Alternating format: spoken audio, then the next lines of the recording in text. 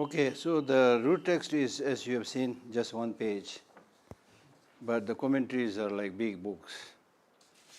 And right now I am teaching this to a special class which he is attending for 1 month, the whole November. So it will take time. So we'll try to go very quickly through it. Otherwise, don't worry about finishing it. Just get some idea. Okay? Now, what we need to know right in the beginning, right in the beginning, I will greet all of you. Say Tashi Dilek. The Tibetan word Tashi Dilek means may you have auspiciousness and well-being. And that well-being, happiness and auspiciousness is achieved through transforming the mind. So this word Tashi Dilek really shows the whole spiritual path to achieve liberation and to achieve Buddhahood. You will become auspicious by cultivating the positive qualities and reducing and, if possible, removing the negative emotions. That's the only way that you can make yourself auspicious. Right? So it's in your hand. Okay. Now I know you are all probably veterans who must have been attending Buddhist teachings. How many of you have been attending Buddhist teachings? All of you, probably. Anybody new? You are new? Okay, some new also, yeah. So in order to listen to these teachings, you don't have to be a Buddhist. That's number one I want to tell you. Number two, in this so-called developed modern age, why do we need to do spiritual practice in general and especially Buddhist practice in particular? People might think like that. And all you need is collection of all the material facilities given to you by technology and have a nice time going up and down, visiting the malls and, using your very latest shiny mobile gadget and ha, he, hoo. Right? That's most of us doing. That is what we are doing, most of us. So the problem, not only the problem, the multifarious problems that we are facing in the world today is because we have given too much credit to the dictates of the senses and not to the mind.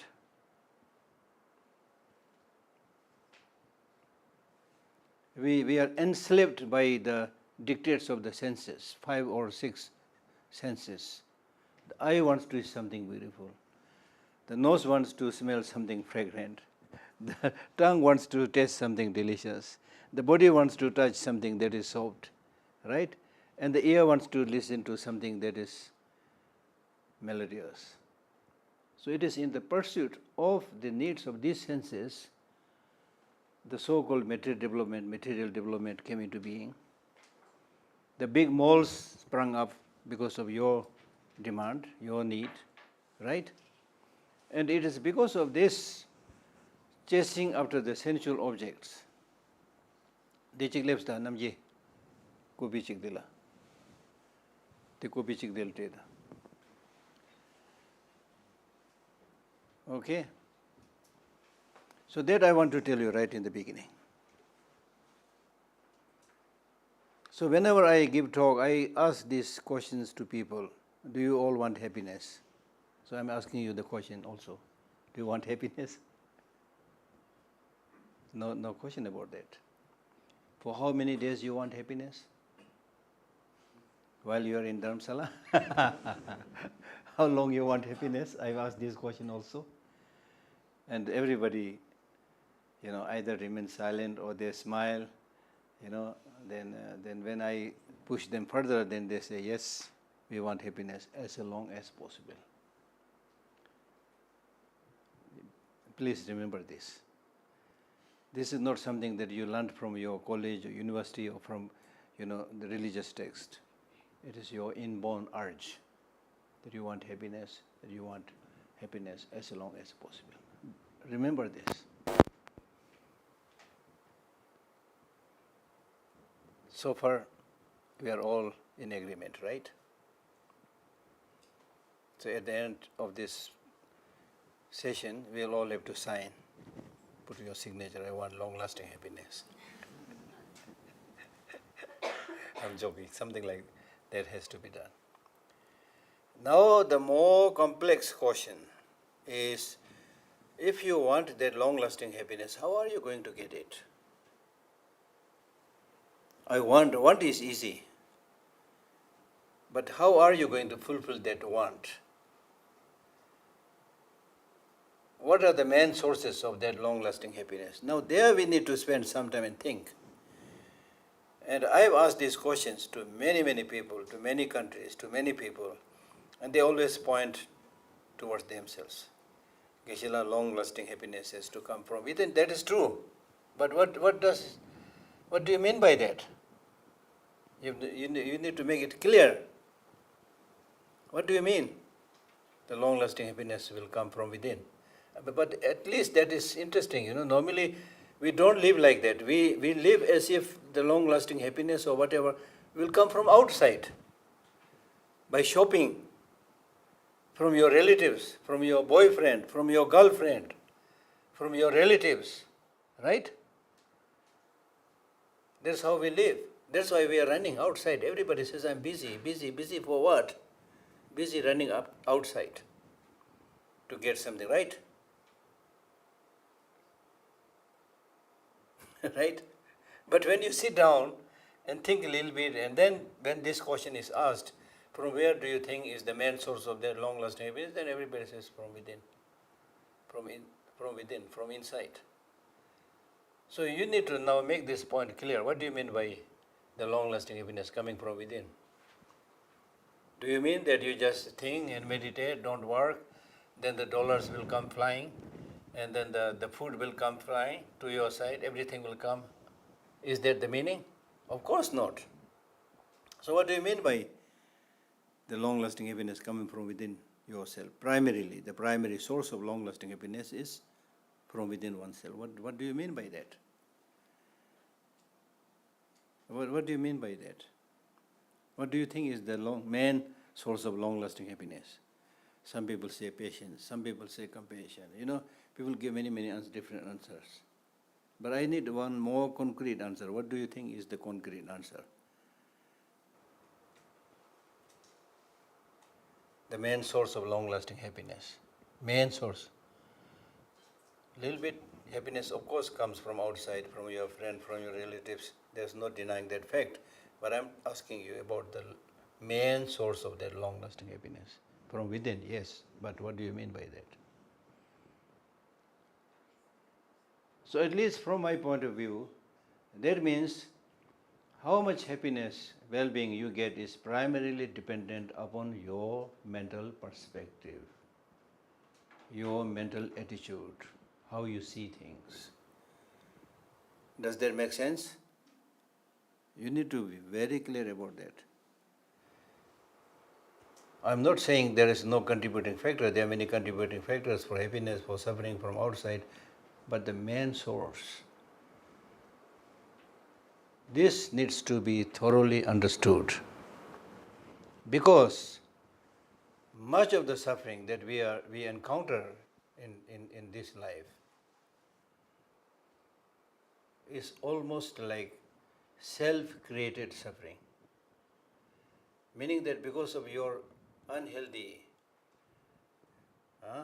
unwholesome thinking, attitude, you suffer. Right? So whether you really want to be happy or you want to suffer is primarily in your head. That's what I'm saying. There is nobody who will catch hold of your hand and throw you into heaven. Is there anybody? Can God do that? Can Buddha do that? They are said to be very powerful, very mighty, but they can't do. Very obvious, they can't do. Likewise, even those people who you consider as your sworn enemy, they also cannot catch hold of your leg and drag you into hell. Can they do that? the Chinese leaders have been very nasty to us. We are kicked out from our country, but they have no power to throw us into hell. They can create a situation which is like hell, which they have done, but they cannot throw us into hell. So whether you go to heaven or hell, it is totally in your head.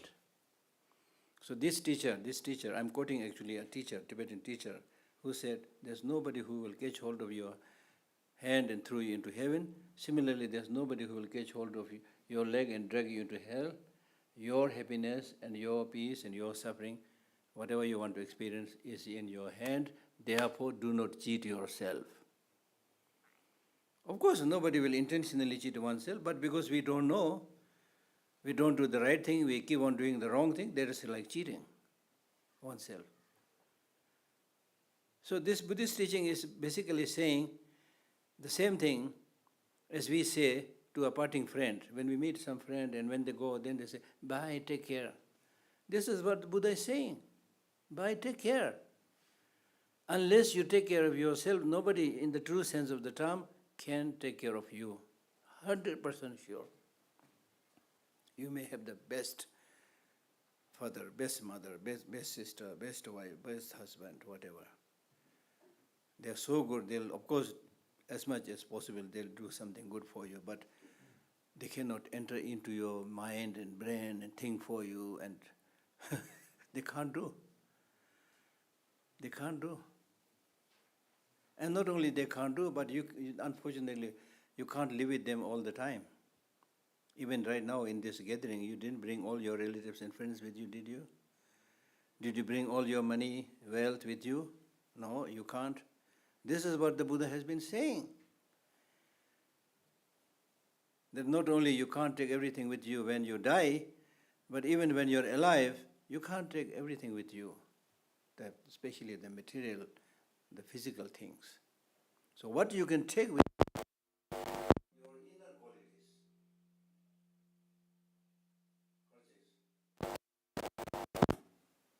Your inner qualities. If you have integrity, compassion, loving kindness, patience, courage, determination, all those things are, with you, you are fine. And these inner qualities will never become excess baggage.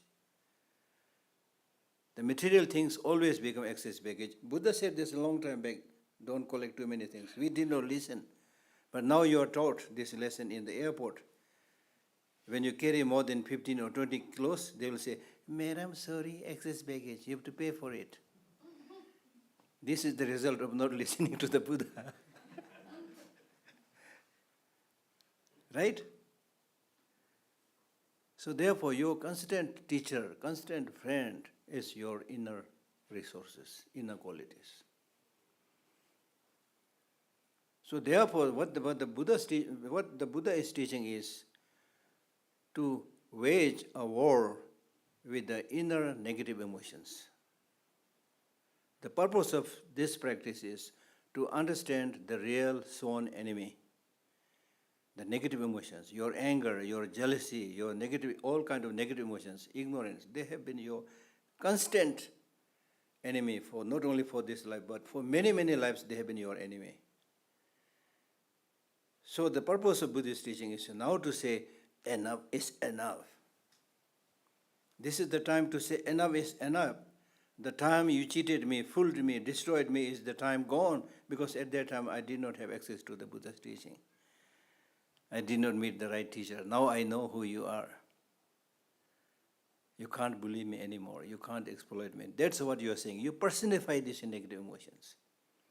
So in other words, when you do Dharma practice, what you are basically doing is you are engaging in an election.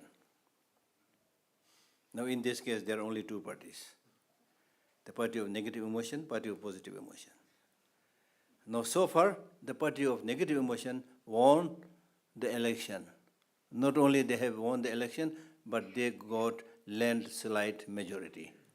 So they are controlling us. The headquarters of our brain is controlled by self-cherishing attitude and ignorance.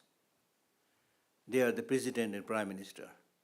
And then they are being served by anger and jealousy and negative competition. And So many kinds of negative emotions. Army of negative emotions are supporting them.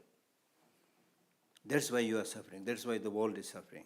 Look at what is happening in Middle East, Ukraine and Russia, China and Taiwan. So many places. It's all arrogance, ignorance. And it's because of this ignorance we use this human intelligence in the wrong way. The very intelligence which distinguishes us from animals, we are not able to use it in the right way, we are using it in the wrong way. Wrong way means you use your intelligence to make atom bomb, to make ballistic missiles. How many atom bombs are there today? Over 20,000 atom bombs in the world. The purpose of this atom bomb is only to threaten and try to kill each other. And it will happen because there are so many lunatic leaders. When they're desperate, they'll do anything because they don't care about others. Therefore, you need to listen to this kind of teaching. Because this kind of teaching, the Buddhist teaching says, you don't have to kill people, they will die. This is called wisdom. In the same vein, you can say you don't have to create suffering because everybody is suffering. Everybody has one or the other problem. And it becomes so clear to me once when I accompanied one of His Holiness's personal physician to the Scandinavian countries.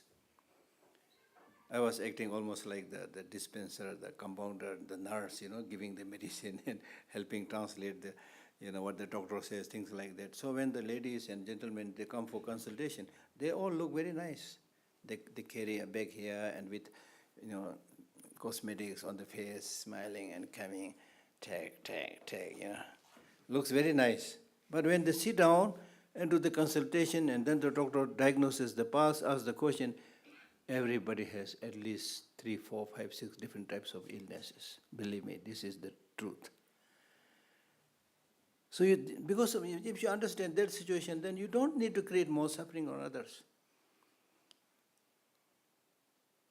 You need to support them. You need to help them. Learn the right way of living. Right? 신이라 text 요에 베이그라 인지래 인지 베이가 요르다 베이그데레레 테시군이라 바바 베이그란 로거다 단다등에 인지래 제시가 제가지로 Okay? Does it make sense? I mean, right now we have over 8 billion human population, right? Over 8 billion, right? All this 8 billion human population, counting from today, all this over 8 billion human population are dead. Counting from today in 100 years, they are all dead. Am I right or wrong? I'm not saying they will be killed by atom bomb and ballistic missiles, all those nasty things are there, but even otherwise, your lifespan is around 100 years. In general, now we are in this gathering, even if I give you, because you all look very nice, so even if I give you a big discount, we will live another 70 years. After big discount. If our average age is, say, 30 years. So we'll live 70 years. Now 70 years means, how about that 70 years you sleep? Then in the day, you have to go up, you have to go down, you have to go shopping, you have to do washing and then eating, things like that. There's really not much time to do the bigger, more important things like transformation of your mind. Right? And if we don't venture out for this transformation of the mind and act as we are acting right now, we are not only not so different from animals, but in many cases we are worse than animals. We need to really think about this carefully. Look at, for example, the pollution that you see in Delhi right now. I'm not talking about something that happened in the past, Delhi and in many big cities all over the world. The amount of pollution of the water and air, is such that the place is not fit for living. Who created this? Tigers, lions, snakes, scorpions? Did they create this pollution? Honestly speaking, no, we created the pollution. And it becomes so clear during the COVID-19 that when you are asked to stay within your house and don't venture out, air become pure, water become pure. Even the birds and some of the animals, they started walking freely near your houses, deers, dogs, whatever. We have all witnessed that. So what are we doing with this great intelligence? What are we doing? So even though we have this wonderful, amazing intelligence, but we misuse our intelligence. So the purpose of learning such precious text is to use your human intelligence in the right way and change it into wisdom. Wisdom. We have many examples, like people who use their intelligence, transformed into wisdom and served millions of people, like His Holiness Dalai Lama, Martin Luther King, Mother Teresa. Long list of good people. Just one individual can make so much contribution. Now how many of those people are there today? Dictators are flourishing, unfortunately. So it's really a big concern for all of us.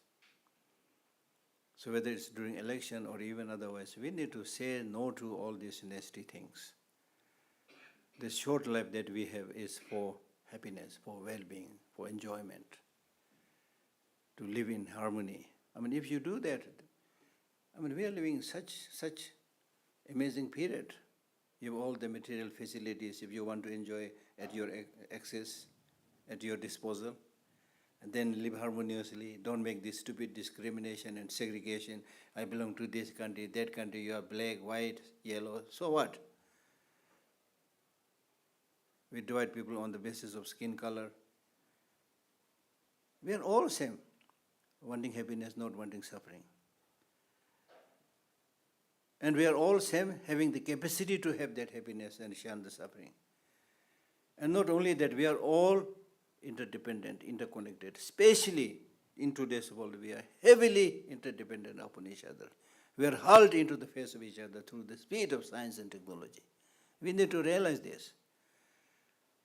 Now the situation in which we are living today in the world is really like a group of people traveling in a small boat in a turbulent sea. A group of small people traveling in a small boat in a turbulent sea. And your life is at risk. You can't say which country you belong to or make discrimination. And I have seen this myself many times, and I'm sure you have seen this yourself many times. For example, I give you a wonderful example, which you have also experienced. When we take a flight, okay, then we act as if, now everybody is traveling, but there was a time when flying is privilege of rich people. So anyway, still people think flying is good. So when you take a flight and meet all those people at the gate of the entrance of the aeroplane, still, you don't know each other, so there's not much effort to try to smile or talk to each other. You also act like a gentleman, a gentlewoman like that, I'm somebody to be counted, Then you enter the flight, and then the flight takes off. You're in the space now, like a bird, you are flying. And then they'll serve you some dinner or lunch or whatever. And there may be some movie to see also. So far okay, I'm gentleman. Look nice. Then suddenly the pilot makes an announcement saying, that, ladies and gentlemen, we are entering into the area of turbulence. Tie your belt. Have you experienced that? We are now entering into the zone of turbulence. Tie your belt. As soon as that announcement is made, and as soon as a little bit turbulence starts, You don't need any introduction, who you are. Start looking at the other fellow and start smiling. You see? So that clearly shows when you are in trouble, you need to be with other. You need to live in harmony. You cannot make this stupid division and segregation and exploitation. That's the truth. But this is clearly expressed during the COVID-19 experience. When this COVID-19 came, did it make any discrimination who you are? When there is an earthquake, does it make discrimination? When there is an earthquake, will the earthquake say, I'll shake only the Tibetans, not the others who are visiting Dharamsala? It will shake everybody. So the point that I'm making is, nature does not make discrimination. It is us, the stupid human beings, that makes discrimination because our thinking is so narrow. So therefore, the purpose of listening to such teaching is to broaden your perspective, change your perspective, see how we are interconnected, see how life is, ebbing out, how short the life is, things like that. Right? So even if you don't want to become Buddhist, that's up to you. These messages are so important. This message is important because if you look at the history of the Buddha and some of the saints living at that time, in India, for example, around this time, there were so many small principalities, small kings ruling small principalities in small towns and cities, whatever. Then gradually some of the kings who are much more powerful, they control another principality, become bigger and bigger like that. And when that place become bigger, the town become bigger, the city become bigger, all unhealthy practices crept in. Robbery, theft, prostitution, all these bad things came. And then some of the thinking people like Buddha and others said, oh my God, what is happening right now? Let us go into the forest and think and find a solution. If you see the history of the Buddha from a pragmatic way, this is what the Buddha did. This is what some of the saints living at that time did. And they came with this solution. Therefore, the teaching that they give is not only for short-term pleasure, short-term happiness, but long-term happiness. This is not a 3-year plan, or 5-year plan, or 10-year plan. It's many lives plan. So they are very, very... I'm saying this because I spent my whole life in the Tibetan Buddhist community. And I'm not saying I'm a great practitioner, I'm not saying I'm a scholar, but I'm quite familiar with these teachings. That enables me to see with the conviction that if you study and practice this, you will shine out. You will be happy. And as I said, I'm nobody. I'm not a great practitioner, not a scholar. But even with my teaching, I met many young people who I never met. And then in one of the teachings, when they are there, they come to me at the end, weeping and crying, saying, Geshe-la, you have not seen me before, but I listened to you, to your online teachings, and your teaching helped me come out of depression, come out of suicidal tendency. Why this is happening? This is not happening because I have some magic power or I'm very special, but the teaching is magical, transformative. And this clearly shows that much of the problem, depression, loneliness, low self-esteem, all these are because of your own thinking. You are creating it because you don't know anything better. When you listen to it, then, oh yeah, why I have been unnecessarily suffering. Now I should not do this. I'll come out. You see? So it's a question of learning. So therefore we are using this text, mind training. You need to train your mind, understand the reality. Just as you can learn mathematics, you can learn meditation, you can learn mind training, mindfulness, things like that. So they are extremely, extremely useful. I mean, look at the Tibetan history, how much they have suffered in the hands of mistreatment of Chinese government. But how much these Tibetan refugees are relatively, I'm not saying they are special, but how they are flourishing in a sense. Even after remaining as a refugee, they are doing quite well. This is one, because good leader like His Holiness Dalai Lama. Then good culture, you see. There are not many Tibetans suffering from depression and loneliness. Very less. This is because of the culture, because of the religious teaching. So we all need this. We all need this. Especially in the West, we need it.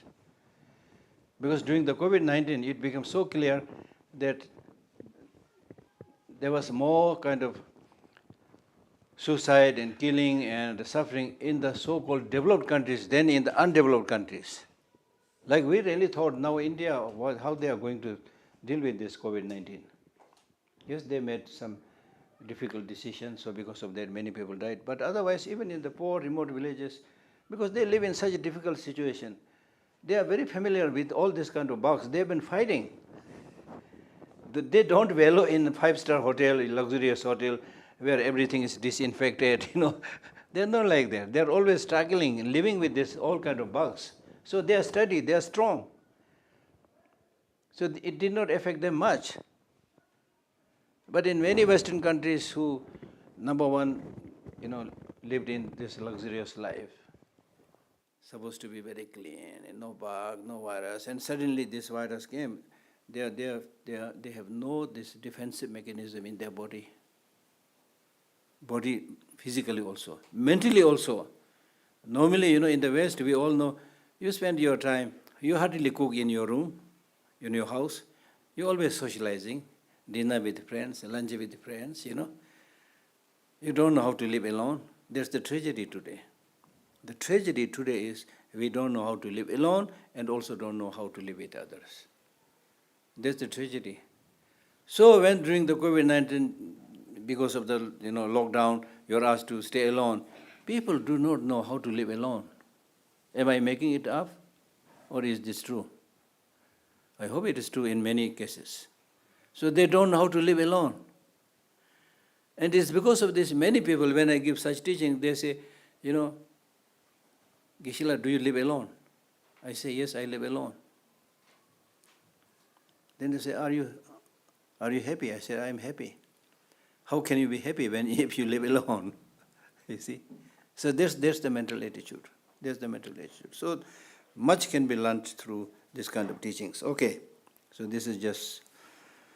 so in this, let us look at this kind of chart. Training the mind in the 7 points by CHEKHAWA.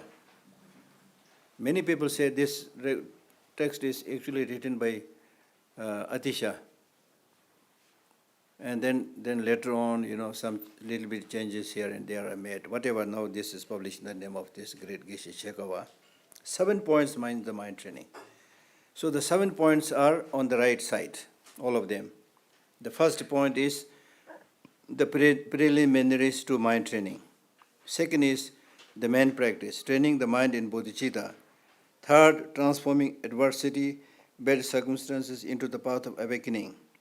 Fourth, integrating the practice into our daily life. Fifth, the measure of science of proficiency, success in mind training. Sixth, the commitments, discipline of mind training. Then final, the 7th is the precepts, guidelines of mind training.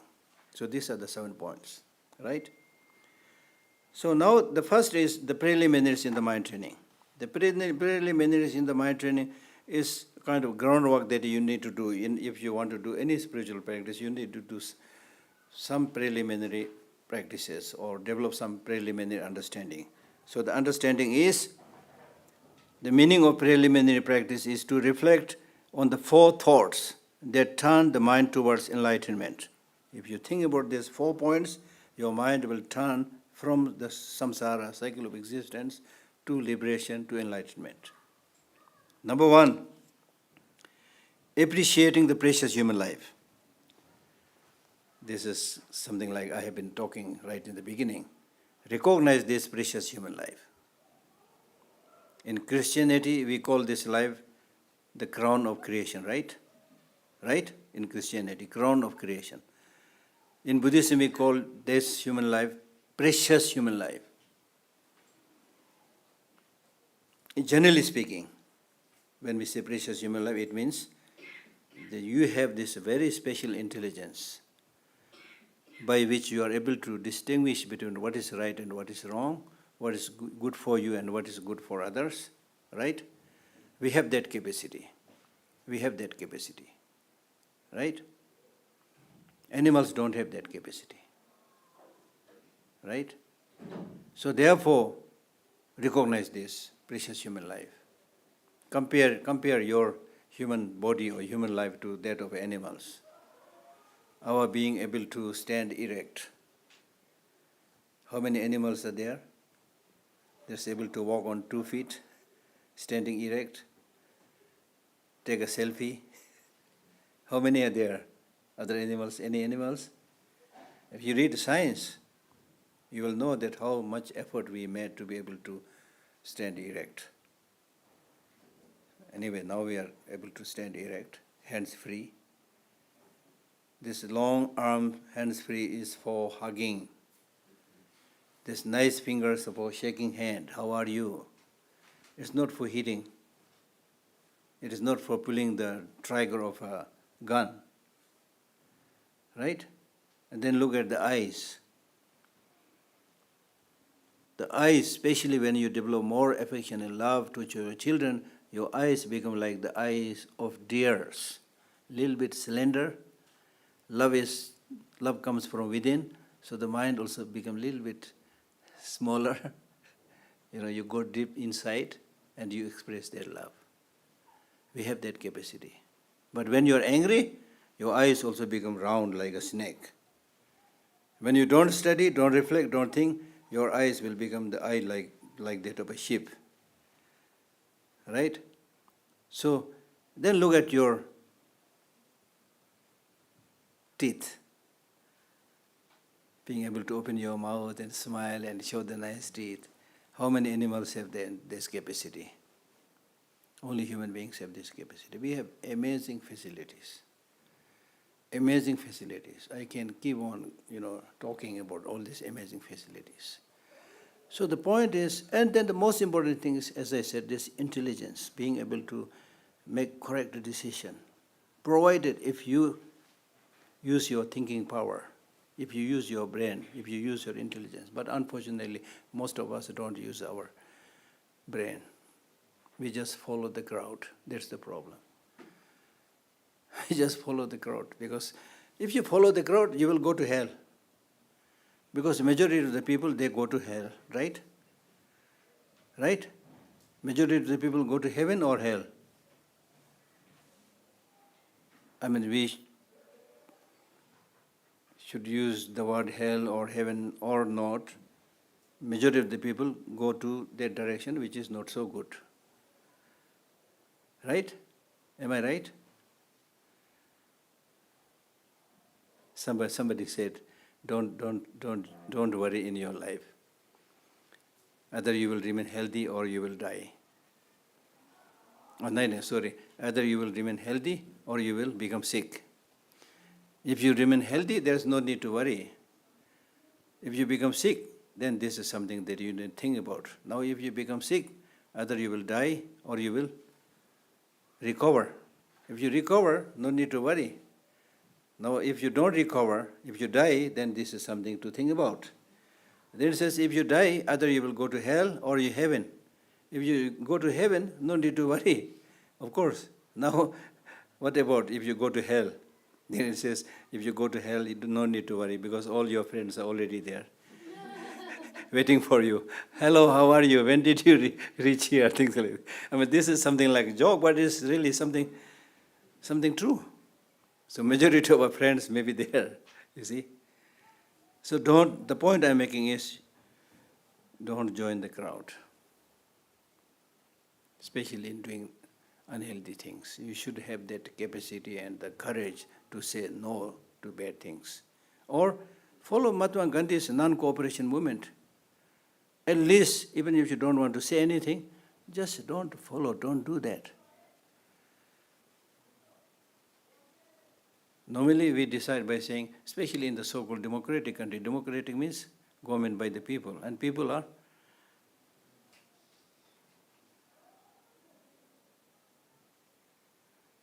uneducated. don't think, majority people don't think. That's why these politicians are able to manipulate them so easily. Right? So therefore it's important to make one's own decision by thinking properly. Because if you start suffering, nobody can help you in the true sense of the term. In a fair weather kind of situation, you have so many friends. When you are prospering, you have money, you have name, you have fame, so many people will be there near you.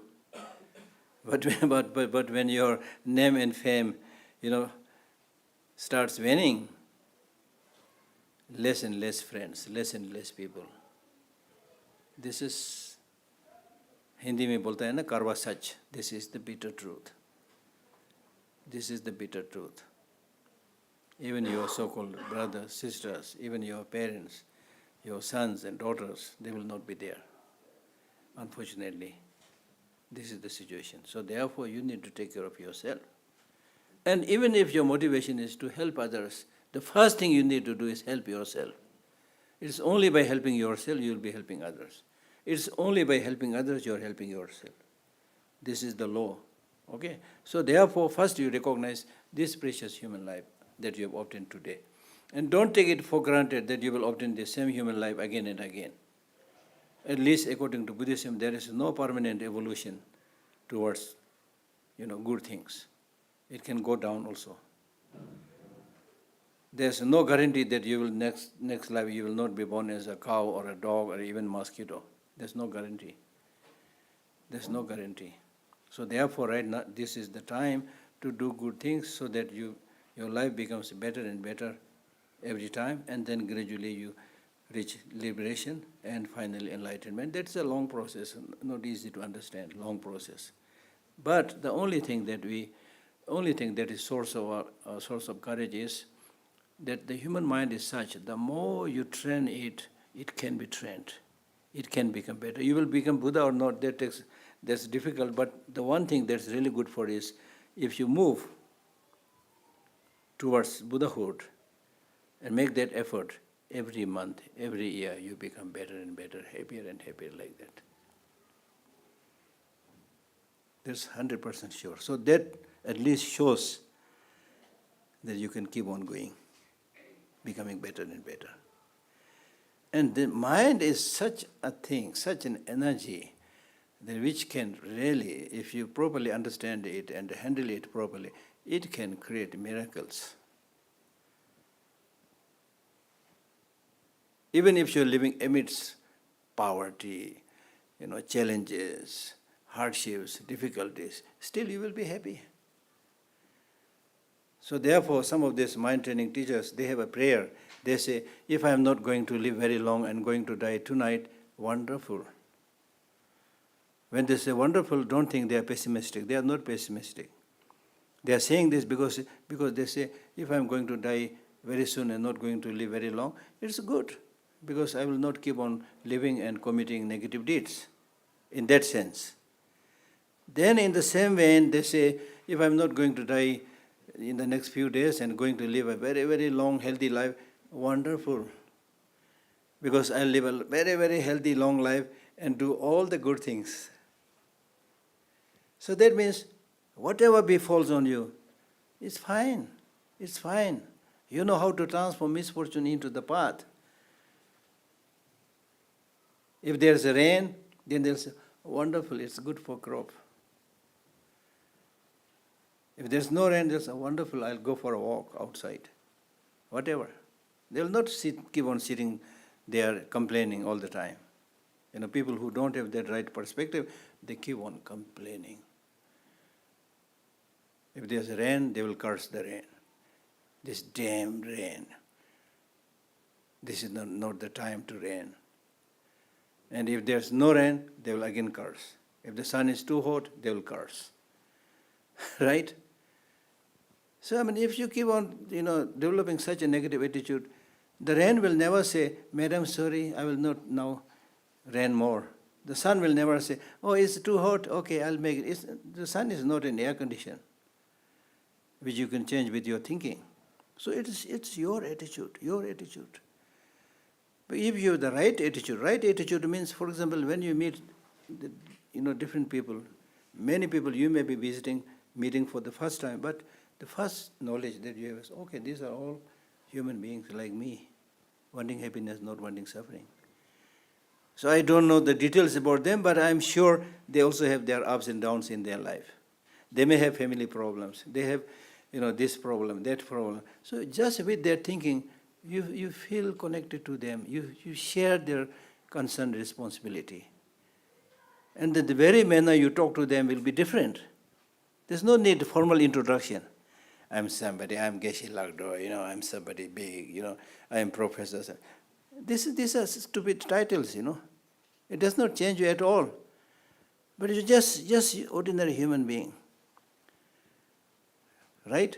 Ordinary human being. The others also similar human beings, wanting happiness. In my case, what I try to do is when I even see, not always I'm not successful, but it comes in my mind, something like that. When I play with small children, I feel very happy, but at the same time very concerned. I'm not a parent, but still I feel concerned. What will be their future? What are they going to do? What kind of ups and downs they are going to face? Especially when I see their little hand, I feel heavily moved. And especially when I see this little hand begging. In New Delhi, you meet so many people. I came across so many small kids with disabled hair and then little hand begging, It's really unfortunate. So then later on when you meet elderly people, I see the same face in the elderly people also. They are so-called grown-up, but I can see the innocence even in the elderly people. I visited over 30 countries in the world, and ordinary people they are all nice people. All they want is good family, some income to sustain themselves. They don't want to go to war and kill each other. Some of these stupid leaders are doing all this. Right? So therefore, as I said, we are like traveling in that small turbulent boat, We should learn this and be kind. And as soon as you develop a little bit of compassion, a little bit of kindness, a little bit of love, the face also becomes a little bit different. This is what I'm saying. Your mind is the maker. Your mind will either make your destiny or mar your destiny. You see, when you like somebody, the skin color doesn't matter. That person becomes attractive. When you don't like somebody, then somehow your mind changes, almost like changing the skin of that person, This person, is this the way she is looking at me? Is this the way he is looking at me? You are very apprehensive, unnecessarily having so much doubt, you see. So that creates barrier to help each other, talk to each other. So your attitude, your perspective is so important. So therefore, you should develop this awareness that you have today obtained this very, very precious human life. Don't waste it. That's number one, preliminary practice. The second preliminary practice is, even though you have obtained this very precious human life, but when you are going to die, nobody knows. Death and impermanence. Impermanence, anything that is produced by causes and conditions, they are not going to last long. They are going to change. They are going to disappear. Be it your house, be it your car, be it your jewelry, be it your relative, your friend, and then of course yourself. You will also die. Right? Now why should we think about death? Ordinary people who are not familiar with this kind of practice, even when you use the word death, they say, "Oh, why you are using this inauspicious word?" They are scared. They are scared because they don't want to die, which is unrealistic. Nobody wants to die, but at least accept that death is going to come. So in that sense, you should accept it and get ready for that. If we are to go to America, we make sure that the flight is booked and it's confirmed. So something like that for the long journey, for future life. When death comes also, you should make much better preparation than confirming your flight ticket. Right? So this preparation you need to do long time before. So this is what we are doing also when you do Dharma practice. Okay. Then the good thing, I'll tell you this. After Buddha got enlightened, he was requested by the gods and the celestial beings to give his nectar-like teaching. Okay? Then the Buddha said, I found something which is profound, peaceful, free from fabrication, clear light, unconditioned. Mark each of these words that I'm using. They are very profound. I found something. I obtained something that is profound, peaceful, free from elaboration and fabrication, clear light, unconditioned. To whomever I teach it, nobody will understand it. So don't disturb me. I'm going to continue my meditation. He did not accept the teaching right away. And then few more requests were made. And then finally when he gave the teaching, he gave the famous teaching called the teaching on the Four Noble Truths, which means we have suffering. Suffering comes from cause. We want happiness. Happiness comes from cause. Seemingly very simplistic, very easy to understand, but very, very profound, because Buddha was watching how people are leading their life. And he found, to summarize, he found that people want happiness, they are not getting enough.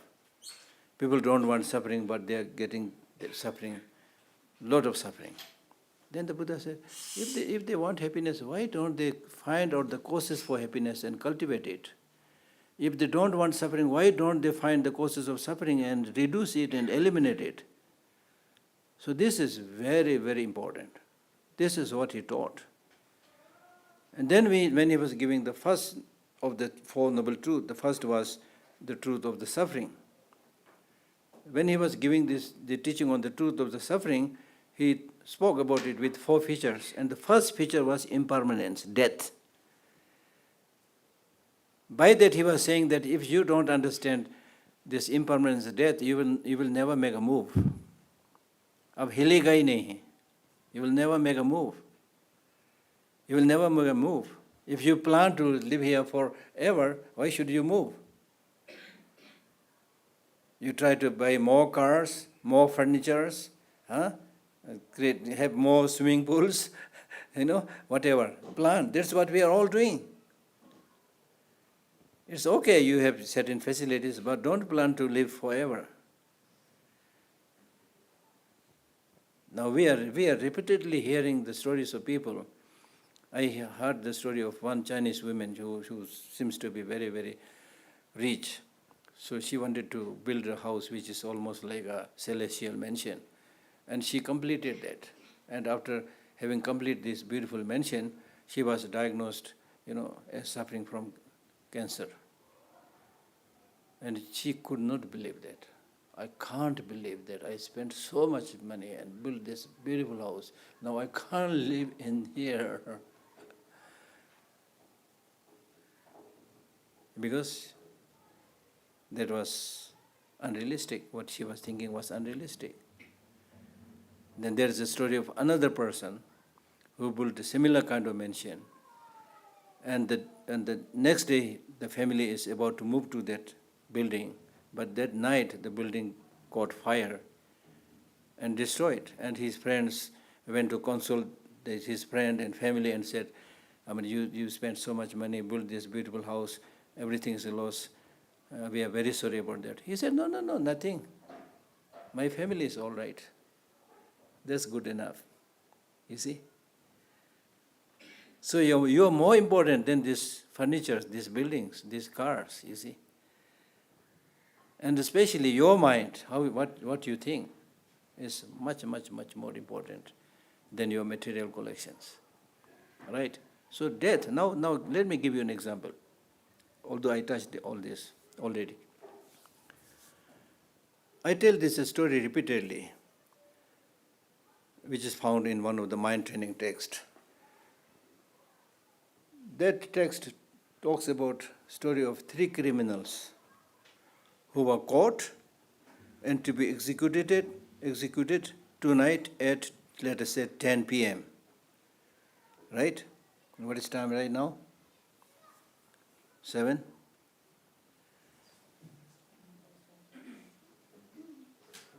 Huh? 6? 6:20. Okay, these three criminals will be executed at 10 p.m. So let us say these three criminals are there on this stage in front of us. So what should we expect from these criminals? They have only 3-4 hours to live, right? So how should they live together in these 3-4 hours? Engage in corruption, exploitation, bullying. If they do this in front of us, what would you feel? If you have a very delicate heart, you might even shed tears. How come these people have only 3-4 hours to live and still they are engaging in such destructive acts? Right? The only thing that is sensible is that they should console each other, do some prayers, do some meditation, or some good thoughts, That's natural. It will come automatically, naturally like that. Right? It doesn't make sense to do anything disruptive, destructive, negative, right? Is that clear? They have 3 hours. How many hours? How many years we have? We are more or less in a similar situation, where we may be living a little bit longer. So during this short life, the remaining years, is not for corruption, not for exploitation, not for bullying, but the remaining years or months, whatever is there, is for inspiring others, encouraging others, contributing towards well-being and happiness of others, and which you can do. When I say this, I'm not saying that if you keep on distributing your money, I'm not saying that. There's one way, but even otherwise. Just show your smile. Just talk to people. Just be nice. They will change their life. I'll tell you one story. When I was working with His Holiness in his office, one day a black lady came in the reception. So normally something spiritual related questions, things like that, then the office will dumb me down. Geshe, you go. So I go down as if I have all the solutions and answers and treatments. It's my responsibility. So I went down. So this black woman, she came with her little son, maybe 6-7 years old. Then she started telling the story, long story. I listened. Few minutes she continuously told the problem. I listened. And then after that, when I was about to say something to her, you know what she said? I don't need anything from you, but I'm very thankful to you. You are the first person that listened to my problem. So you don't have to do anything. And she cried. That's what I'm saying. So sometimes there's people suffering from loneliness, depression. Just lend your ear, listen to them. That will give them courage. Then they will think, okay, humanity is not that bad. There are still good people. Humanity, as somebody said, humanity is like a big ocean. So in that big ocean, there are all kinds of animals are there, but good ones are also there. Right? And that big ocean cannot become dirty by the wrongdoings of few people. Right? So therefore, you always have this capacity to make some people feel better and happier. That is Dharma practice. That's Dharma practice. We all have that capacity. Right? So, thinking about death and impermanence. When you think about that, then you will automatically understand what is it that is of meaning and value to me. At the time of the death, your relatives and friends cannot come with you. Sure, 100%, right? You cannot bring your money with you, right? When you came into this world, at least you came with your body. But when you die, there is a tough screening, security check. They'll say, you can't take this body with you. Even this body you have to leave behind. Right? We fear death. Why do we fear death? We fear death because we have so much obsession. If you reduce this obsession with your body, there will be no fear. Right? And in a way, we die every day. The so-called being alive is just one instant. And people don't understand this. This is what has been taught by a very famous Indian teacher called Aryadeva. In his beautiful text called 400 Verses, he says, whoever you are, the so-called being alive is just one instant. And people don't know this. So therefore there are not many people who understand themselves. You are dying. Every day, every moment, you are changing. So much so, now scientists are saying that there's so much change continuously that after 7 years, everything has been completely changed. So there's this story of a criminal who was imprisoned, and he remained in the prison for 7 years because he had heard about this scientific, knowledge. Therefore he said, now already I'm in the prison for 7 years, I'm a completely different person, so let me go. Okay? So that's the second preliminary. The third preliminary is the law of karma, cause and effect. That means what you do, you will reap. If you do good, good things will be the result. If you do bad things will be the result. If you fight violently with somebody, then expect happiness. No. Do we have the right to do anything that you want to do? Do you have the right to do anything that you want to do? Yes, you have. Bad things, good things, you have the right to do. But when you do those so-called right things and bad things, also think about the consequences. If you're prepared to face the consequences, then do all the nasty things that you want to do. But you will not escape from the consequences. That is the law of karma. This law of karma. You cannot fight with somebody and then make friendship with that person. Right? You can't plant a, rice seed and then expect mango. This is law of karma. This is what the Buddha is saying. Law of karma. Understand that. There's no cheating. Police, administration, you can cheat. But law of karma, you can't cheat. Because when you think something, it leaves an imprint in your mind. It's like recording something on a tape recorder. On a tape, you record few things. Number one, you record a beautiful song. Maybe 2-3 nice songs, very nice, beautiful melody of songs. Then after that, you record people fighting, shouting, yelling. Right? So after having recorded that, if you look at the tiny ribbon, can you see what is recorded there? Can you see? Can you see? Huh? You can't see. But you are not being able to see doesn't mean it is not there. How will you know that? Put it in the tape recorder again and push the play button. When you push the play button, you will hear what you have recorded. Good songs, you have recorded good songs, you will hear those melodious songs. If you have recorded fighting and yelling, you will hear that. It's like that. It's like that. Right? When we form a habit, then that habit continues. Positive habit, negative habit. So negative habit brings suffering, therefore we need to change it. That's what the Buddha is saying. Law of karma. Then disadvantages of samsara. Uncontrollably recurring rebirth. Disadvantages of samsara means this present life. Samsara means cycle of existence, with strong negative emotion. You die, you are born, things like that, Is it 100% amazing? The life in samsara.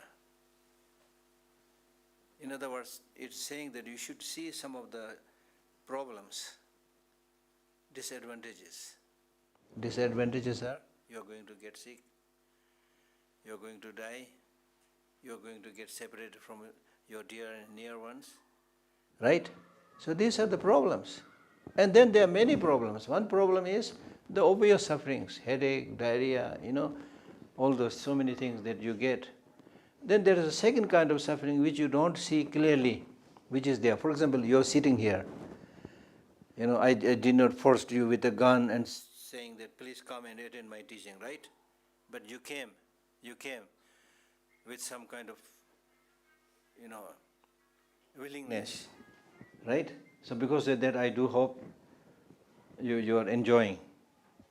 But you will enjoy only the duration of an hour and a half, which is what you read in the advertisement. And probably you're not so much prepared to go beyond that. Okay, so now if I insist and say that, okay, it's wonderful that you came, it's difficult to meet with Dharma teaching, this is very important, opportunity, we have to really undergo some hardship, so I'm going to teach until 1 p.m., so you need to sit. Just by that word, you will get neck pain or back pain or knee pain. This is how the mind functions. This is how the mind functions. So in other words, the so-called happiness that you had enjoyed after having entered in this room, gradually when it's prolonged, it shows its true color. It changes into suffering. You want to get out. Similarly with the lunch, you are very hungry and go and eat, the bread. First piece of bread, very delicious. Second, also good. Third, little bit less. But how much you can eat? If you force yourself more, then in economics, what we call as the law of marginal utility comes. Then instead of enjoying, you will start vomiting. So that is to say that the so-called happiness that we are enjoying in ordinary world is only reduction of suffering. It's not real happiness. If it is real happiness, then the more you enjoy, the more it should be long-lasting. But that is not, in terms of your friendship with others, in terms of the wealth you enjoy, it's not durable. Right? So therefore, think about the disadvantages of samsara. That means, if you are living in a place where your neighbors are not good, where the town is not good, where the city is not good, there's too much fighting, too much killing, what will you do? When you see all those disadvantages, problems in that place, then you will think about moving to some other country. Otherwise, you will plan to stay there. So, we plan to stay in the samsara because we don't know the limitation of the samsara. So, you need to know the reality, the limitations and problems of the samsara. All right. What is time now? 6 what? 6:35. 6:35. Okay. Finishing the text is not that important. Let us do some introduction, ask some questions. Any question that you have. I'm not saying I have all the answers, but it is important to discuss. Yes. Yeah. Any questions?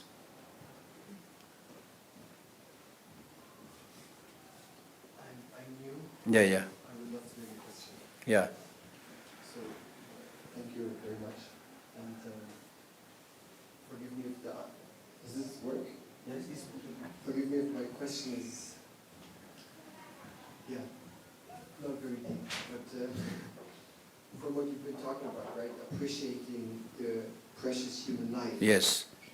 In its aspects is very beautiful, and then, of course, a human life, the samsara is bound to our human life, right? This is where we experience it. So in the Four Noble Truth, on one side we have this appreciation of this human life, but at the same time we recognize it's bound to samsara. So I want to understand how to, let's say, bring both of these under one. Clever question. Yes, we have problems, difficulties, But that does not mean to say that you can't come out from the quagmire of the samsara. You can come out. You still have the capacity. That's what it is saying.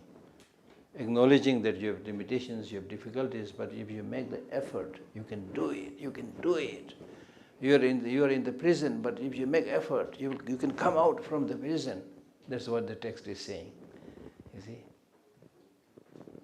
It's really saying appreciating, right? There's something beautiful, there's something wonderful about our human experience. Yes, yes. About this samsara about life, there's something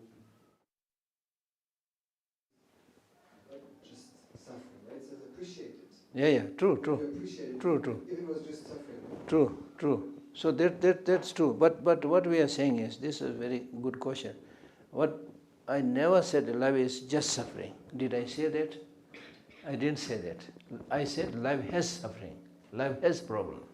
At the same time, I also said precious human life. Appreciate it. Okay? So that means suffering is something that you don't want. Happiness is something that you want.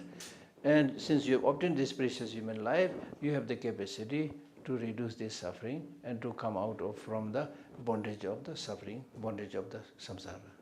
Okay? Yeah. Thank you.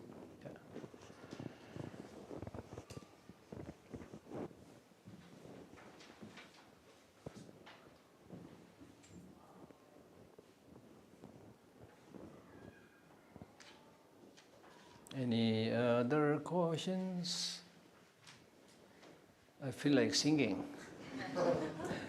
Any other questions? Yes, there. Namji. Yeah. I just without Yeah. good evening, all of you. Yesterday, so myself, in fact, I'm from this place only. So I'm practicing not Buddhist, but I'm follower of Buddhism. So I want to tell about ask about 8 Ashtangik mark in Hindi we call. So my Geshe is saying how we have to view our life. So I focus on the right view primarily, just to keep my life very beautiful, how to see the things, how to perceive the things that makes your life beautiful.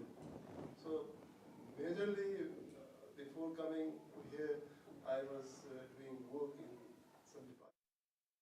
This message of Buddha, Lord Buddha, in my workplace also. Then I try to make my colleagues, my friends, like you guys. So by practicing this way, they also give me good responses. So that way, I also try to make myself happy, and also I try to make my colleagues happy and a happy atmosphere. Very good. So this is what I feel to practice the teachings of Buddha in that way. Geshe has beautifully said how we have to perceive things. That should bring us change in our Very good. life. Yes. Thank you. You're sharing your personal experience. Yes. Since some months I see him around the library studying here, and he always has this smiling face. Yeah, one more thing I have to tell you. This is my inborn quality, I don't know. Wonderful. So whenever I walk in the corridors of my office, so everybody says, oh, you always smile like this. Yeah. So this is my inborn quality, that Wonderful. if somebody is feeling happy, Yes. seeing a beautiful smiling face, Yes. I really rejoice it. Wonderful. Any other questions? Yeah. Geshe, you were talking about moving out Yeah. of a place Yeah. when it gets too uncomfortable. Yeah. So, how should we balance staying in an uncomfortable situation to train our mind Yes. and know when we should move to a Yes, different yes. place because it's getting too much? Yes. You people are asking very difficult questions. And this is a very good question because, life is, the question of life is really balancing. sometimes it is important to move out, but moving out doesn't mean that you hastily make a decision, because the grass is greener on the other side. But when you reach other side and look back, then the place from where you came from looks better. So don't make a quick decision, think properly, okay, think properly. And then see, as an ordinary person, how much you are able to tolerate, you see. You can't push yourself to the limit, okay. If you are an enlightened person, then of course, wherever you go, the place is fine for you. But we are ordinary person. So, don't just run away quickly, because the other place where you're going to run may be worse than where you're living. That's also possible. So think carefully before you make any decision. Okay? Then little bit of problem will always be there. So don't be too touchy, too unnecessarily sensitive, If you are very, very sensitive, unnecessarily sensitive and touchy, you will be harmed by everything, When I give this kind of talk sometimes to the students, Tibetan students, before these days I don't know, but they always, some of them always go, Geshe La, I'm harmed by a ghost. What should I do? Then I tell them that number one, the ghost is not unemployed bunch of people. They are looking somebody to harass and exploit and bully. They are also occupied with their own destiny, their own work. So don't think they're this the so-called ghost or dungde, or a bunch of evil spirits, unemployed and looking for vulnerable. It's not like that. Here the important point to note is, when your mind becomes weak, you are harmed by the ghost. You are harmed by the COVID-19. You are harmed by the virus. When you are weak, people will bully you. Ghost will harm you. Virus will attack you. So that means you are weak. So what you need to do is strengthen your mind. Strengthen your health, physical health. Improve your defensive mechanism.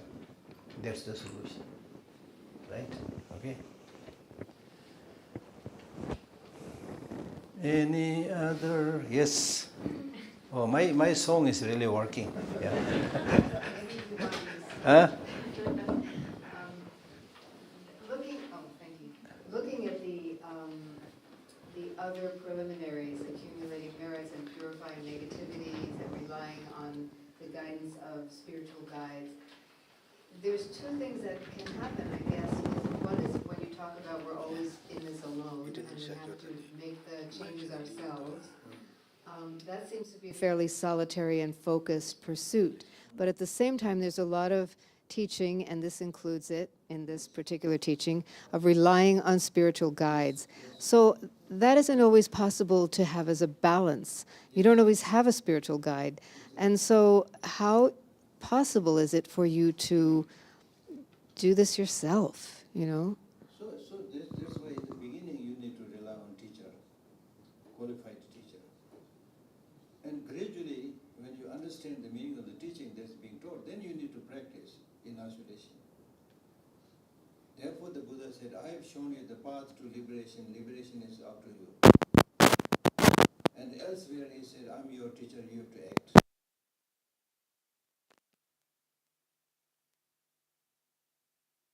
You will fail, and you will fail miserably. As simple as that. So in the beginning, you need to, because just by using your intelligence, you can't fathom the depth of these teachings. Right? So those teachers who have studied this text for many, many years, especially some of the practitioners, they know the depth and vastness of those subjects. So listen to them. And then gradually, you should become independent. You should be able to think for yourself. That doesn't mean you can never again consult the teacher. You, of course, on and off you can consult the teacher, but you need to do your homework. Right? And we are ordinary people. So therefore, situation, circumstance, teacher, all these facilitating factors are very, very important. This morning I was reading probably this text where it says you need to find a qualified teacher, you need to live in an environment where food and clothing and other facilities are easily available. All those factors are necessary. So in the beginning, when your mind is not ready, you can't say, oh, I give up my food, I give up my clothing, Somebody actually did this at the time of Milarepa. He was so inspired. Have you heard about this great yogi called Milarepa? If you read this, your mind will be completely blasted.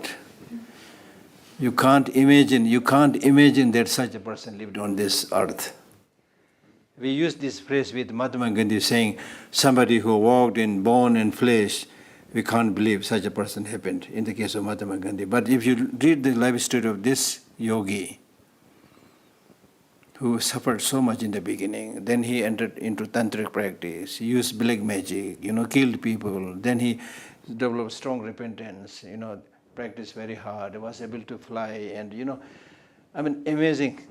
And then the spiritual songs were coming out automatically from his mouth because of his having control over his energy and all those things.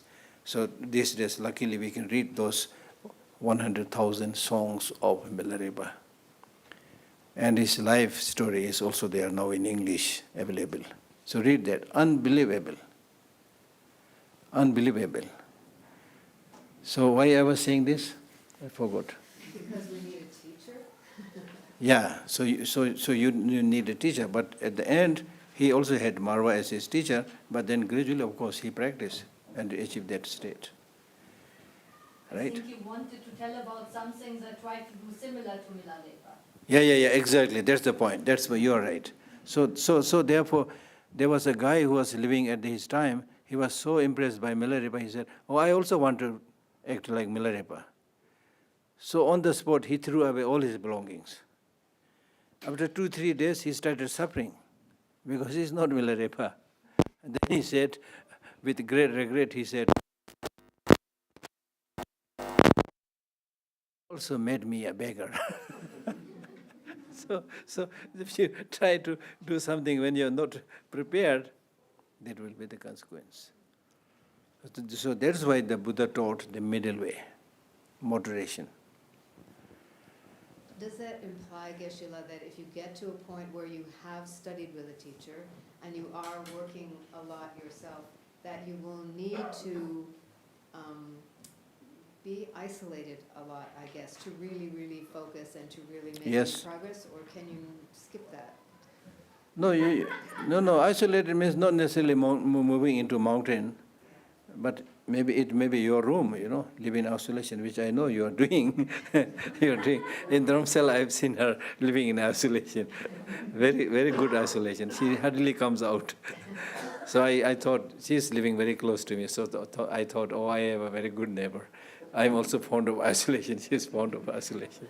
So you're doing pretty well. So no need to move into a mountain. Okay? But then, it is also taught in the text that even when you move into isolation, that place of isolation should be not so far from other great spiritual teachers. The place of isolation should not be a place where there is a ferocious animals roaming around, Okay?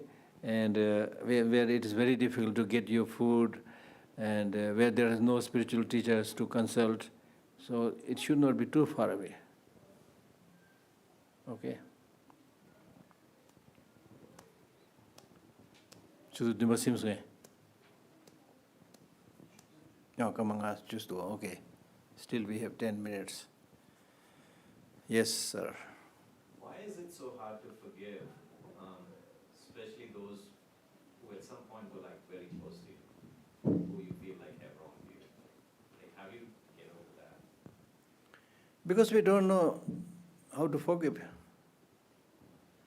Because we don't know, not forgiving is not only not harming to that person, it's harming you. Internally, yeah. Yeah, internally. The only harm that it's doing is To you, exactly. So unless you are very, very stupid. We are all stupid in a sense. We are all stupid, really. That's what His Holiness the Dalai Lama is teaching. His Holiness said, let us have dialogue and negotiation with the Chinese leaders. don't develop ill will, hatred, animosity. If you develop this, it will only harm you and not the Chinese leaders. For example, if I try to gather your support and bang the table and say all the nasty things about the Chinese leaders and become angry here in this small hall, we are suffering. The Chinese leaders have no idea what we are doing. They may be, sipping a nice cup of coffee or watching a movie, So that's self-torture.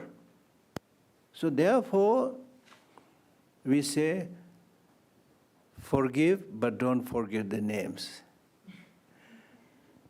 That don't forget the names doesn't mean for revenging, Right. but simply recognizing bad things are bad things, but it's like a dream, The dream is over, okay, now forget. And then especially the healing part is pray for the goodness of that person. Because there was a time when you have been very close to that person.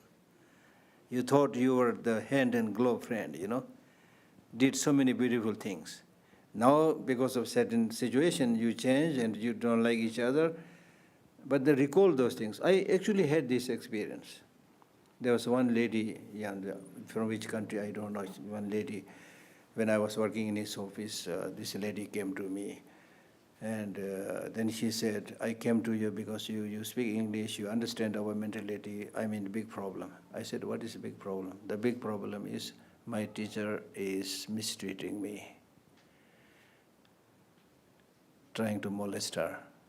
So many stories are there. She was in deep pain. Then I said, okay, in the beginning when you met, he has been very kind, right? She said, yes. So remember that part, that he has been very kind, thankful. Now remember this part also. Now here you are not very good, so I cannot continue. So it's like divorcing. Say, sorry, I can't continue. And then I told her that the problem is really, for me, the problem is not so much with you and your teacher, but with you and with your husband. Does your husband know about this? She said, yes. Is he still supporting? He said, he is still supporting me.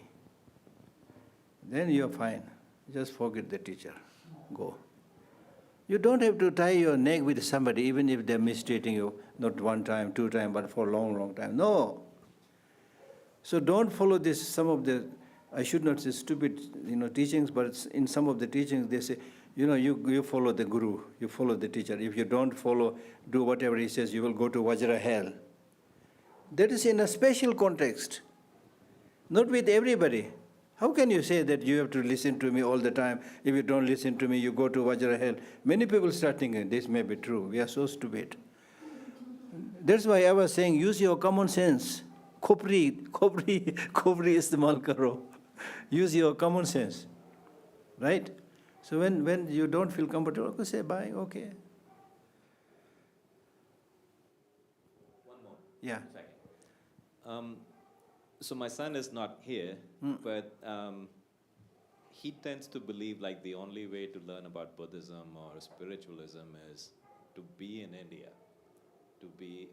So we live in the US, and it's almost like he's running away from his college, his studies and all.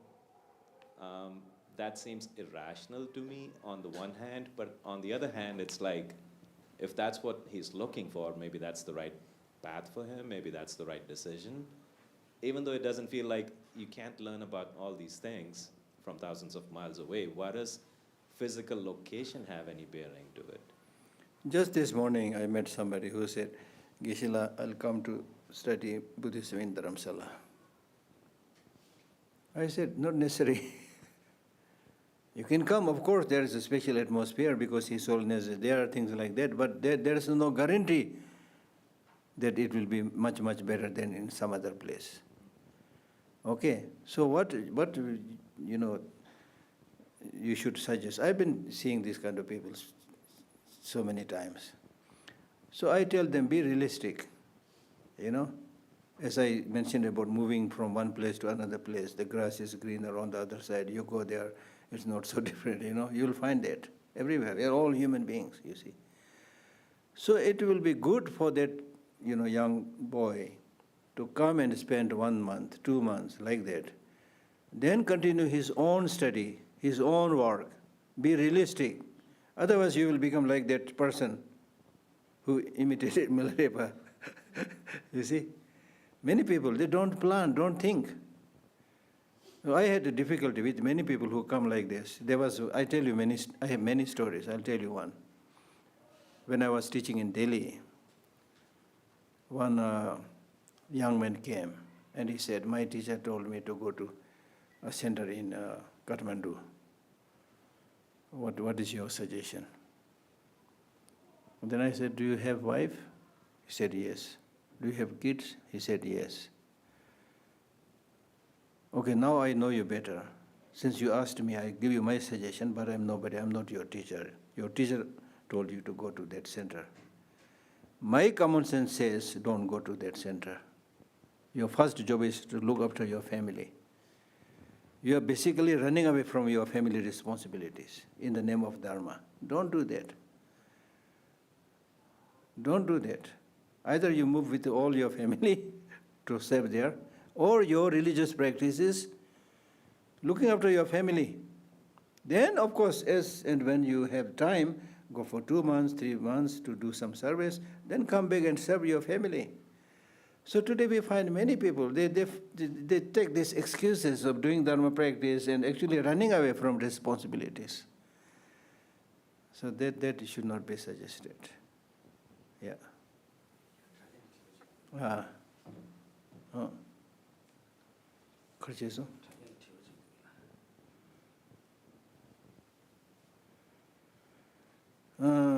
Sitting in Paris, I have one question, Geshe Lhakdor. I have been struggling with this feeling of guilt when I wake up, like I am not doing enough. Do you ever experience that? And if so, how do you handle it? No, we do develop kind of feelings, but don't pay too much attention to those feelings. And if you have that very good motivation, trying your best, that is enough. You are an ordinary human being. You can't stretch yourself to the limit. Okay? You can't stretch yourself to the limit. The important thing is, whatever you achieved, enjoy that. Be happy, rejoice. That will give you more energy to do many more things. Okay? So instead of accomplishing one thing and doing one thing perfectly, if you keep on thinking, I have to do this, I have to do this, I have to do this, you're going to kill yourself. You'll not be able to do that. So do one thing properly, nicely. That will give you more energy to do the second thing. When you do that properly, that will give you more energy to do the third thing. So success will be much, much quicker by attending to what is there at your disposal. Not just thinking about doing everything. No, you can't do everything. There's no need to do everything. If you're thirsty, you need to drink water, but not the whole ocean. As simple as that. Right? So the problem with us is normally we don't even drink water. We are like a person drowning in the ocean. Because that person is drowning, he can't drink water. But that doesn't mean he's not thirsty, he's thirsty. Right? Okay. Yeah. The mic. Geshe Lhakdor, Teshle. Tugyunduno semlang ya kanyi chi kartik na ngranzu ki bebe chizo nanglo la tsalung chibe gyugen la teche. Ta nganzu namgyu ne chi sungu nangshin ki lakdar chegen chi meba yinbe na. Mi gyuma yinbe ne re, guti yinbe re, ginduba yinbe re, kari yinbe. Tela ya mikse ki ta ginduba chi yinbe na. Tela ya nganzu chik ta kusha mebe ki namba tuyo bata. Number 2 lo yan chik tungye da dinde kama yimba che chik chidangi chik dinde meba ne di dikbal duro ya kandire di pemus titis chik samlo na Mare de sure chidan chira lave de dembare. So now we are discussing in Tibetan, which is actually encouraging you to learn 18-hour Buddhist, the Tibetan language classes. So Chesa di duksre di. Tiki desen thangbo di nganzu suyina, tawa da lama da meja suyina. Nganzu ki samlo khorse da tense sangwa da langlen tar thugu mare, thuye kora yo mare. Yina kang thup langlen tar kore. Kang thup langlen matar ne da xejang xejang che dan chiga peng mare. Ti langlen tar kore. Yina ya nganzu mi kyu mare. Tawa yina da lama yina da ko che magaji kuyande ma doke tinga tsama mi kyu mare. Chuma yindi langlen tar ma thuba mangu yungure. 뒷삼지 그 밑에를 쿠셔매와 제디 느끼어 말해. 제단에 조전이 힙사고 시와에는 심지삼지를 쿠셔 채고를 세고로. 심지삼지 야구장자 말와. 이나 콜레 이야기 찾아서 되네 쿠셔체네. 다 누구 찾는데 망고 휴치 뭐였나? 다 디젤은 당주여 말. 다 디리 포인트 오디. 페나가조 라마도 딱 개체쇼데 라마당 고티. 다 디나레 라마시디 고자치아리시디. 디나라 망고여 밍라마 여르마도기 조바 뺑게 뭐든데요. 당어떻게 라마 민이여나 딱제 코라마제네 대제를 주도도와 어디 지지요 말다. 대주지요 말에. 강자르메든 추을된 식도와 강자데 민께라시 뭐여마여 계자마리 컨디치도 추 컨디치도 냠랭 컨디치도 틸다네 제고르시디 다 대제를 주지요 말에. So he is basically asking, in our society we do see, people among the lay people, among the ordinary people who has this idea of doing something but not able to do any practice. So, then especially when you see some leaders or some higher spiritual gurus, when they also don't, do what they teach, and especially they lead negative behavior. So, how should we deal with this person? So I was suggesting that in general, we are all human beings, so we may not be able to practice everything that we preach, but at least we should make attempt to practice. Do some practice. That's the most important thing. And then the second thing is when you do see some leaders or great lamas, so-called great lamas, not only not practicing what they teach, but doing the other way around, then your responsibility is not to follow these people. Gandhiji's non-cooperation movement. That's really important. Because we do see many people, unfortunately, majority of the people are, they have this blind faith and don't have this much education, so they can't make decisions. So whatever that so-called Lama does, good things, bad things, they still say, oh, this is a great deed of the Lama. That Lama produce a baby in me.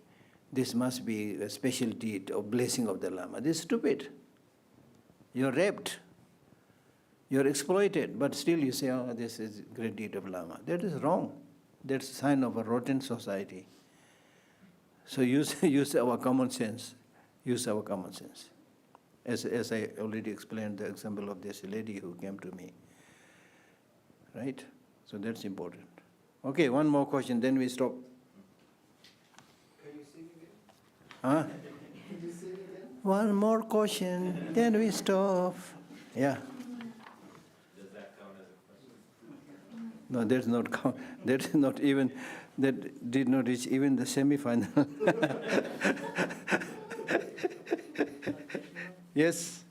I was wondering if you could talk a little bit about distinguishing between true insight and ignorance and delusion. And particularly because I think when I've been talking to some of my friends who don't come from the same background for something, Yes. like if you've never heard of samsara or Yeah. reincarnation, this can sound like an outlandish idea. Yeah. So even if you see a benefit from the practice, it can be hard to distinguish wanting to believe something versus taking something on blind faith. Yeah. So if you could just talk a little bit Sure. about So the number one thing is, that.